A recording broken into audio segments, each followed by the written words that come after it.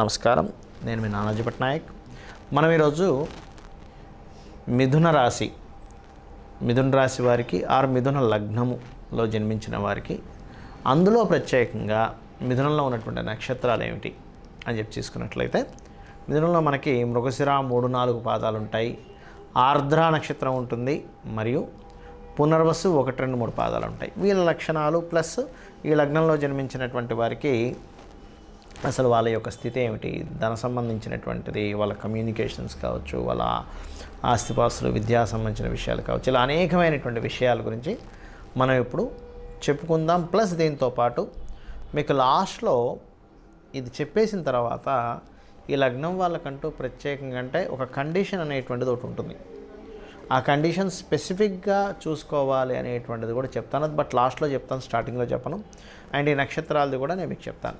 First of all మనం కనుక చూసుకున్నట్లయితే అసలు మిథున లగ్నం అంటే ఏమిటి, ఇక్కడ అసలు అధిపతి ఎవరు అని చెప్పి తీసుకున్నట్లయితే, మిథున లగ్నానికి అధిపతి బుధుడు.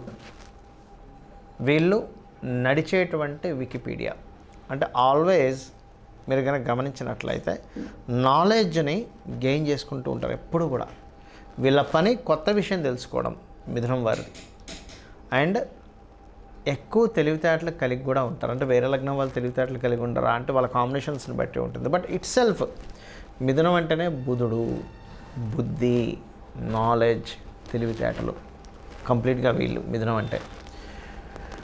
అలాగే వీళ్ళకి నేమ్ రావడం కూడా వీళ్ళ నాలెడ్జ్ వల్లే వస్తుంది, గుర్తుపెట్టుకోండి. అబ్బా మనం మిథునం వాడిని గుర్తించడం ఎలా గుర్తిస్తామంటే, అబ్బా ఏ నాలెడ్జ్ అండి ఆ వ్యక్తిది అంటూ ఉంటాం, ఏ నాలెడ్జ్ ఉందండి అంటూ ఉంటాం. అంటే వీళ్ళు హైలైట్ అవ్వడమే లైఫ్లో తద్వారా అవుతూ ఉంటారు. ఇక వీళ్ళకి ఫైనాన్స్ అనేటువంటిది ఎట్లా వస్తుంది, కళారంగ సంబంధంగా, food related, computers related, astrology related కూడా ఉంటుంది వీళ్ళకి. అండ్ అలాగే ఏదైనా కదలికలు, మూమెంట్ రిలేటెడ్, ట్రాన్స్పోర్ట్స్, ఇట్లాంటి వాటి సైన్స్ రిలేటెడ్, వ్యవసాయ సంబంధించిన వీటి మూలంగా ఎక్కువగా మనీ జనరేట్ అవుతూ ఉంటుంది. అయితే మీకు ఇక్కడ ఒక చిన్న కండిషన్ చెప్తాను. మీకు ఉదాహరణకి వేటిల్లోనైనా మీరు ఇబ్బంది పడుతున్నారు అంటే మీరు తక్షణమే చేయాల్సిన ఒక చిన్న రెమెడీ, అది కానీ చేసినట్లయితే మీ యొక్క ఫైనాన్షియల్ కండిషన్ చక్కగా మారుతుంది. అదేమిటి, నవగ్రహాల్లో మనకి ఛాయాగ్రహం ఉంటుంది రాహు దగ్గర, కర్మనందించేటువంటి కారకుడైన శనిగ్రహం దగ్గర మీరు కనుక శనీశ్వరుడి దగ్గర కనుక దీపారాధన కనుక చేస్తున్నట్లయితే మీ యొక్క ఫైనాన్షియల్ కండిషన్ అప్పటి వరకు ఒక రకంగా ఉంటుంది. మీరు నిత్యము ఈ దీపారాధన చేస్తున్నప్పుడు ఆ కండిషన్ పూర్తిగా మారుతుంది, గుర్తుపెట్టుకోండి. మిథునం వారికి మీకు తెలిస్తే మిథున లగ్నం చూసుకోండి, మీ లగ్నం తెలియదండి నాకు ఓన్లీ రాశి తెలుస్తుంది, వాళ్ళకు కూడా ఇది వర్తిస్తుంది, గుర్తుపెట్టుకోండి. రైట్. ఇక మిథునం వారిని మీరు కనుక గమనించినట్లయితే వీళ్ళు మాట్లాడే టాక్ ఎలా ఉంటుందంటే చాలా రెస్పెక్ట్ఫుల్గా, పాయింట్గా, అండ్ ఒక కమాండ్ ఇచ్చినట్టుగా, ఇది చేయాలన్నట్టుగా అట్లా ఉంటుంది. అందులో రెస్పెక్ట్ ఉంటూ, పాయింట్ ఉంటూ, ఇది చేయాల్సిందే అన్నట్టుగా ఉంటూ ఉంటుంది. అలాగే వీళ్ళ సిబ్లింగ్స్కి కూడా మంచి నేమ్ వస్తుంది. మీరు కనుక గమనించండి, మిథున లగ్నం వాళ్ళ యొక్క సిబ్లింగ్స్ ఒక నేమ్ తెచ్చుకున్న వాళ్ళు అయి ఉంటారు, ఒక రెస్పెక్ట్ఫుల్ పర్సన్స్ అయి ఉంటారు. అండ్ వీళ్ళ సిబ్లింగ్స్కి ఉండేటువంటి ఇది కూడా కండిషన్ కూడా అలా ఉంటుంది. బట్ థర్డ్ హౌస్ ఆర్ కుజుడు స్పాయిల్ అయితే డెత్ ఈజ్ డిఫరెంట్. బట్ వీళ్ళకి ఏంటంటే సహజంగా 6th లార్డ్షిప్ కుజుడు అవ్వడం వల్ల స్పోర్టివ్నెస్ వీళ్ళలో కూడా చాలా బలంగా ఉంటుందండి. అయితే వీళ్ళు ఏంటంటే అవతల వాళ్ళని గెలవడం అనేటువంటిది తెలివితో గెలుస్తారు. ఇక్కడ గెలవడాలు రకరకాలుగా ఉంటాయి.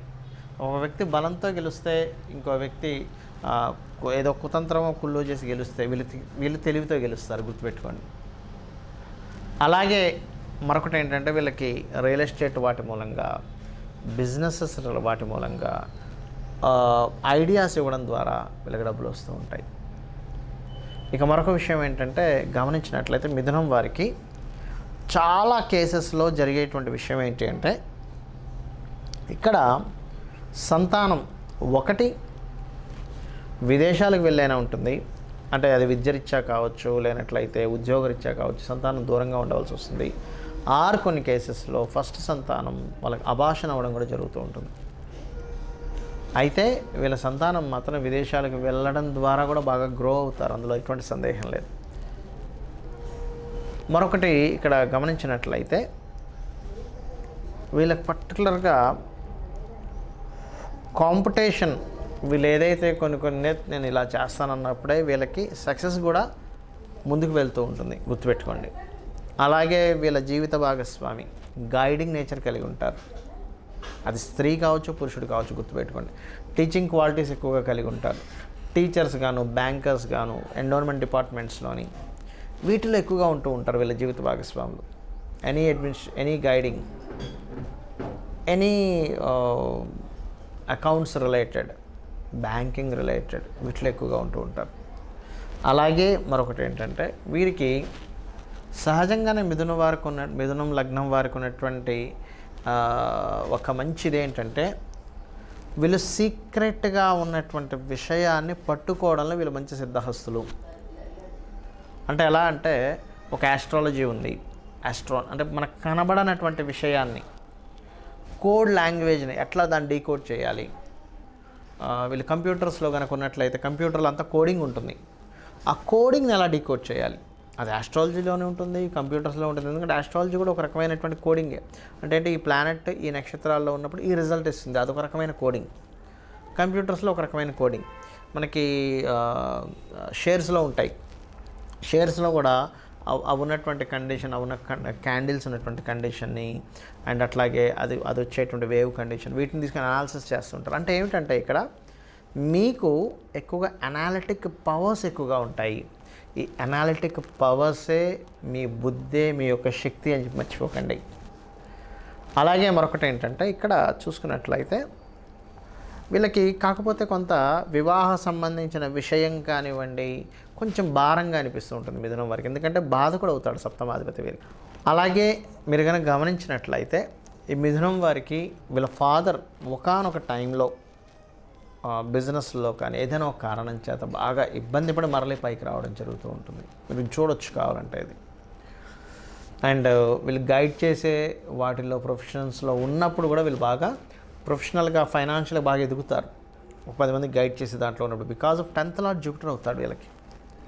ఈ రకంగా ఏంటంటే ఈ అంటే ఈ స్థిరంగా ఉండేటువంటి గ్రహాల యొక్క స్థితి ఇది పర్టికులర్గా కనుక చూసుకున్నట్లయితే. అయితే ఇక్కడ ప్రొఫెషనల్గానే ఎదగలేకపోతున్నాను, ప్రొఫెషనల్గా నేను చాలా స్ట్రాంగ్ అవ్వాలి, ఏం చేసుకోవాలి అంటే ఇక్కడ మీరు బాగా అర్థం చేసుకోండి. మిథున లగ్నంలో జన్మించాను బట్ నేను ప్రొఫెషనల్గా రాణించలేకపోతున్నాను అన్నప్పుడు మీరు దక్షిణామూర్తి యొక్క స్తోత్రాలు చదవండి, లేదా దిగంబర శ్రీ పాదవల్లభ దిగంబర అనే మంత్రం చేసుకోండి. ఇది వివాహ సంబంధించిన విషయాలకి ప్రొఫెషన్ కూడా యోగిస్తుంది. అప్పుల పాలవుతూ ఉంటారు కొంతమంది. మిథునంలో జన్మించి నేను బాగా అప్పుల పాలైపోతున్నానండి, అప్పుల్లో నేను ఇరుక్కుపోయాను, ఏం చేయాలి? రోజు గనక మీరు ఒక్క 10 నిమిషాలు నేను చెప్పింది కనుక చేయగలిగితే ఖచ్చితంగా అప్పుల నుంచి బయటపడతారు. అదేమిటి అంటే, 1 మీరు నవగ్రహాలలో శని రాహు గ్రహాల దగ్గర దీపారాధన చేయండి. శని రాహు గుర్తుపెట్టుకోండి. దీపారాధన చేసి కూర్చొని ఓం దుర్గాయ నమః, ఓం ఆంజనేయ స్వామియే నమః, ఈ 2 నామాలు మీరు కనుక ఒక్క 10 minutes కనుక రోజు చేయగలిగితే, ఇంకా ఎక్కువసేపు చేస్తానండి, ఎక్కువ అప్పులు ఉన్నాయి, ఇంకా ఎక్కువసేపు చేస్తే ఇంకా చక్కగా పనికి వస్తుంది. అయితే సర్వసాధారణంగా అప్పులు తీరడానికి మాత్రం మనకు లలితా సహస్రనామాల్లో ఓం అపర్ణాయై నమః అనుకున్నట్లయితే అన్ని రాసుల వారికి పనిచేస్తుంది. బట్ మీకు స్పెసిఫిక్గా ఇది పనిచేస్తుంది, గుర్తుపెట్టుకోండి.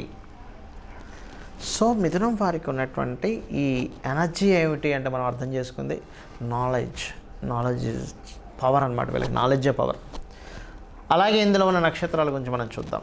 మిథున రాశిలో పర్టికులర్గా మృగశిర 3-4 పాదాలు ఉంటాయి. 3వ పాదం వారు భోగలాలసులు, ఎక్కువగా వీరికి కోరికలు ఎక్కువగా ఉంటాయి, అదే రకంగా ఎంజాయ్ కూడా చేస్తారు. బట్ 4వ పాదం వారికి ఏమవుతుంటుందంటే ఇక్కడ స్ట్రగుల్స్ని, అప్ అండ్ డౌన్స్ని బాగా ఎదుర్కొని పైకి వస్తారు వీళ్ళు 4వ పాదం వారు. మృగశిర 3-4. ఇక ఆర్ద్ర చూద్దాం. ఆర్ద్ర నక్షత్రం వారికి ముఖ్యంగా కనుక చూసుకున్నట్లయితే 1వ పాదం, వీళ్ళు చక్కటి గైడింగ్ వీటిలో ఉంటారు అండ్ చక్కగా గైడ్ చేస్తుంటారు. ఈ ఆధ్యాత్మిక దాంట్లో ఉండి విదేశాలకు వెళ్ళేటువంటి ఛాన్సెస్, రకరకాల దేశాలు తిరిగే ఛాన్సెస్ కూడా ఉంటాయి. అదే ఆర్ద్ర 2వ పాదం కనుక అయినట్లయితే కొంచెం లైఫ్లో చిన్న చిన్న ఉద్యోగాలు చేస్తూ ఫస్ట్లో కొంత స్ట్రగుల్ చేసి మళ్ళీ అదే పట్టుదలతో పైకి రావడం కూడా జరుగుతూ ఉంటుంది. ఇక 3వ పాదం వాళ్ళకి కొంచెం లైఫ్ బిందాస్గా ఉంటూ ఉంటుంది. ఆర్ద్ర 4వ పాదం వాళ్ళు కూడా ఆధ్యాత్మిక చింతనతో పాటు నా లైఫ్ ఏంటి, నేను అసలు ఎందుకు జన్మించాను, నా లైఫ్కు ఉన్నటువంటి అర్థం ఏమిటని ఈ అన్వేషణలు ఎక్కువగా ఉంటారు. పునర్వసు 1వ పాదం కూడా ఉంటుంది ఇందులో. పునర్వసు 1, 2, 3 ఉంటాయి మిథునంలో. 1వ పాదం వారు పర్టికులర్గా వీళ్ళు కొన్ని ఆధ్యాత్మికమైనటువంటి కొన్ని దేవతా సంబంధించినటువంటి చేస్తూ, అంటే సాధనలు చేస్తూ కొన్ని రహస్యాలను తెలుసుకుంటూ ఉంటారు. అదే పునర్వసు 2 పాదం వాళ్ళు అయినట్లయితే వీళ్ళకి ఫైనాన్షియల్ విషయాల్లో కొంత ఈజీగా వెళ్ళిపోతూ ఉంటుంది. 3వ పాదం వారు మంచి తెలివితేటలు కలిగి ఉంటారు, మంచి టాక్టివ్ పర్సన్స్ అయి ఉంటారు. 2వ పాదంలో ఫుడీ కూడా అయి ఉంటారు. అలాగే 3వ పాదం వల్ల మంచి టాక్టివ్ అయి ఉంటారు. ఇవి ఈ నక్షత్రాలు ఇందులో ఉంటాయి. అయితే ఇందులో స్పెసిఫిక్గా ఈ మృగశిర 3, 4 పాదాల వాళ్ళు కుజుడిని ఎక్కువగా ధ్యానిస్తూ ఉండాలి. ఆర్ద్ర నక్షత్రం వాళ్ళు రాహుని, అలాగే పునర్వసు నక్షత్రం వాళ్ళు గురుగ్రహాన్ని ఎక్కువగా ఆరాధిస్తూ ఉండాలి. ఇక ఇన్ జనరల్గా మిథునం వారు ఆరాధించాల్సినటువంటి దేవత ఆరాధన ఏమిటి అని చెప్పి చూసినట్లయితే, మిథున లగ్నం వారు రాశివారు లలితా సహస్రనామాలు నిత్యం పారాయణం చేస్తూ ఉండండి, పఠించండి, శ్రవణం చేయండి. చాలా చాలా చక్కటి ఫలితాలు మీకు మీ సొంతం అవుతాయి. కండిషన్స్ ఉంటాయని చెప్పాను. అదేమిటి కండిషన్స్ ఏమిటి అని చెప్పి చూసినట్లయితే, ఇప్పుడు మనం చెప్పుకుంటున్నటువంటి ఏవైతే ప్రతి లగ్నము ప్రతి రాశి ఏదైతే ఉందో ఇవి పర్టికులర్గా మీకు నేను చెప్పినట్టుగా ఉంటాయి, అందులో సందేహం లేదు. కాకపోతే ఇక్కడ ఆ అధిపతి ఉన్న కండిషన్ అంటే ఏంటి, పిఏసి అంటారు, అంటే placement, aspect and conjunction, PAC. దీన్ని బట్టి మారుతూ ఉంటాయి. ఎందుకంటే మనం ఒక్కొక్క ప్రదేశంలో ఉంటే ఒక్కొక్కలాగా మనం యాక్ట్ చేస్తూ ఉంటాం. పిల్లలతో ఉంటే ఒకలాగా ఉంటాం. చిన్నపిల్లని పట్టుకున్నప్పుడు మనలో ఒక చిన్నపిల్లవాడు బయటకు వస్తాడు. వాడిని పలకరించడం కానీ, వాడిని ముట్టుకున్నప్పుడు, వాడితో మాట్లాడేటప్పుడు. ఒక పెద్ద వ్యక్తితో మాట్లాడుతున్నప్పుడు ఒక గంభీరత మనలోంచి బయటకు వస్తుంది. ఎలా అయితే మనం ఉన్నటువంటి కండిషన్, మనం కలుస్తున్న మనుషులు, మనం ఉన్న ప్రదేశం ఎలా అయితే ప్రభావితం చేస్తుందో, ఈ రాశి సంబంధించినవి, ఈ లగ్న సంబంధించినవి, ఈ భావాధిపతి సంబంధించినవి ఆ రకంగా మారిపోతూ ఉంటాయి. మీకు మీ స్థితి ఎదగటం లేదు అంటే మీ లగ్నాధిపతి ఉన్న కండిషన్ ఎలా ఉంది, దానికి ఏ గ్రహాల యొక్క సంబంధం వచ్చిందో దాన్ని చేసుకున్నట్లయితే మీ స్థితి బాగుంటుంది. మీరు సరిగ్గా ధనం సంపాదించలేకపోతున్నారంటే మీ శుక్రుడు ఎలా ఉన్నాడు, మీ యొక్క 2వ అధిపతి కండిషన్ ఎలా ఉంది, ఏ గ్రహాల చేత మీకు ఆగబడుతున్నాయి. ఎందుకంటే ఒక్కోసారి చూడండి, కొంతమందికి చాలా టాలెంట్ ఉందండి, బట్ నేను డబ్బులు సంపాదించలేకపోతున్నా అంటూ ఉంటారు. దానికి ఏమిటి అసలు, ఎందుకు ధనాధిపతి మీకు డబ్బులు ఇవ్వలేకపోతున్నాడు? ఒక పైపు పైన ట్యాంకర్ ఉంది, పైప్ ఇప్పాం కానీ వాటర్ రావట్లేదంటే ఆ పైపులో ఎక్కడో ఏదో స్ట్రక్అప్ అయింది. అది క్లీన్ చేసుకుంటే వాటర్ వచ్చేస్తుంది. లేదా వాటర్ ఉండకుండా అయినా ఉండాలి, మధ్యలో ఏదైనా ఆటంకం కలిగి ఉండాలి. ఉండకపోతే పరిస్థితి ఏంటంటే వాటర్ తీసుకొచ్చేయాలి. అందులో బ్లాక్ అయిందంటే ఆ బ్లాక్ని క్లియర్ ఎలా చేయాలని అనుకుంటాము. సేమ్ యాజ్ ఇట్ ఈజ్ మీకు మనీ బ్లాక్ అవుతుంది, మనీ రావటం లేదు. ఏ ప్లానెట్ వల్ల, ఏ కండిషన్, మీరు చేసుకున్నటువంటి పాస్ట్ లైఫ్లో చేసుకున్న దేనివల్ల రావట్లేదు అనేటువంటి కండిషన్ చూడాలి. నేను దీని ద్వారా వస్తాయని చెప్తున్నాను ఇప్పుడు ఇందులో. దీని ద్వారా ఎందుకు రావట్లేదంటే కండిషన్ చూసుకోవాలి అక్కడ. అలాగే సిబ్లింగ్స్తో ఎందుకు గొడవలు అవుతున్నాయి, ఎందుకు నేను ఏదైనా ఆస్తి కొంటే ప్రతిసారి, ఆస్తి కొన్న ప్రతిసారి నేను ఇబ్బందులు ఎందుకు పడుతున్నాను. ఎందుకంటే ఒక్కోసారి మీ పేరు మీద ఆస్తి కొంటే ఇబ్బంది ఉంటుంది. అప్పుడు మీ భార్య పేరు మీద, మీ పిల్లల పేర్ల మీద, మీ సిబ్లింగ్స్ పేర్ల మీద కొనాల్సి వస్తూ ఉంటుంది. అలా కాకుండా సంతానంతో ఎందుకు నేను మాటికి గొడవలు అవుతున్నాయి నాకు, ఎనీ పాస్ట్ లైఫ్ కర్మ ఆర్ పితృకర్మాస్ మనం ఏమైనా వెంటాడుతున్నాయా, ఈ కండిషన్స్ చూసుకోవాలి ఇప్పుడు కూడా. ఎందుకంటే కొన్ని లగ్నాల్లో, నేను చెప్పేటువంటి లగ్నాల్లో అద్భుతంగా ఉంటుందని ఉంటుంది. అది 99% ఆఫ్ కేసెస్లో కనెక్ట్ అవుతుంది, అందులో సందేహం లేదు సంతానంతో. కానీ 1% ఆఫ్ కండిషన్లో వాళ్ళకి పిల్లలతో గొడవలు అవుతుంటాయి. బికాజ్ ఆఫ్ వాళ్ళ పర్సనల్ చార్ట్లో ఏముందో చూడాలి. అప్పుడు అది క్లియర్ చేసుకుంటే ఆ పిల్లలతో వచ్చే గొడవలు క్లియర్ అవుతాయి.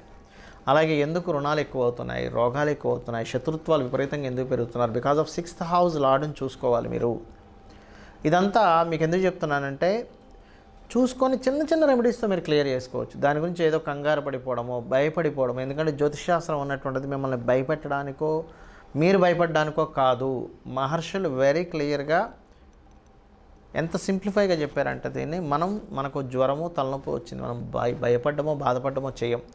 సింపుల్గా మెడికల్ షాప్కి వెళ్తాం, ఒక క్రోసిన్ తెచ్చుకుంటాం, వేసుకుంటాం, తలనొప్పిని తగ్గించుకుంటాం, ఒక శారిడాన్ తెచ్చుకుంటాం, తగ్గించుకుంటాం, ఒక పారాసిటమాల్ వేసుకుంటాం, జ్వరాన్ని తగ్గించుకుంటాం. అంటే ఒక మెడిసిన్ లాగా పని చేస్తుంది ఇది. మన కండిషన్, మనం ఇలా ఇబ్బంది పడుతున్నామంటే దీనికి ఏమిటి అని చిన్న స్తోత్రం చేసుకో. నువ్వు అమ్మవారికి సంబంధించి చిన్న స్తోత్రంతో నువ్వు తగ్గించుకోవచ్చు. నువ్వు ఏదో లక్షలు ఖర్చు పెట్టాలి, ఏదో అయిపోవాలి, అప్పుడు కానీ నాకు ఈ ప్రాబ్లం క్లియర్ అవ్వదు అనేటువంటి దీంట్లో ఉండకు నువ్వు అని మహర్షులు చెప్తున్నారు. సో నీకు వివాహం ఎందుకు ఆలస్యం అవుతుంది, యాక్సిడెంట్స్ ఎందుకు ఎక్కువ అవుతున్నాయి, లైఫ్లో ఎందుకు ఎక్కువ లాసెస్ జరుగుతున్నాయి బిజినెస్లోని, అలాగే వృత్తిలో ఎందుకు స్థిరంగా లేము అన్నప్పుడు 7th house, 8th house, 9th house, 10th house, వ్యాపారాలు ఎందుకు రాణించట్లేదు 11th హౌస్, విదేశాలు ఎందుకు వెళ్ళలేకపోతున్నాయి 12th హౌస్ స్పెసిఫిక్గా ఉంటాయి. సో ఇప్పుడు నేను చెప్పినటువంటివి ఏవైతే ఈ లగ్న ఫలితాలు, ఈ రాశివారి యొక్క లక్షణాలు, వీళ్ళకి వచ్చేటువంటివన్నీ కూడా 95% ఆర్ 99% కూడా మ్యాచ్ అవుతాయి. బట్ కొన్ని కండిషన్స్లో మీకు స్పెసిఫిక్గా ఆ ప్లానెట్ స్పాయిల్ అయినప్పుడు మీరు ఆ కర్మ అనుభవించడానికి భూమి మీదకి వచ్చారు కాబట్టి చాలా సింపుల్గా మీరు ఆ యొక్క కర్మని చిన్న మంత్రంతో, అమ్మవారి యొక్క ఆరాధనతో, చిన్న గోసేవతోని ఎవరికైనా హెల్ప్ చేయడం ద్వారా కూడా మీరు దాన్ని క్లియర్ చేసుకోవచ్చు. అయితే ఇక నేను మీకు చెప్పబోయేది ఒకటే గుర్తుపెట్టుకోండి. మీకు ఎటువంటి ప్రాబ్లం ఉందో అటువంటి రకమైనటువంటి హెల్ప్ చేయండి అవతల వాళ్ళకి. ఖచ్చితంగా మీకు ఆ ప్రాబ్లం అనేటువంటిది నేచర్ మీకు క్లియర్ చేస్తుంది. ప్రకృతి అదే అమ్మవారు, ప్రకృతి అమ్మవారు, అమ్మవారి ప్రకృతి. ఈ ప్రకృతిలోనే మనందరం ఉన్నాము, మనందరిలోనే ప్రకృతి ఉంది. ఈ రకంగా చేస్తూ మీరు మీ యొక్క జీవితాన్ని అద్భుతంగా మలుచుకోవచ్చు. శ్రీమాత్రే నమః.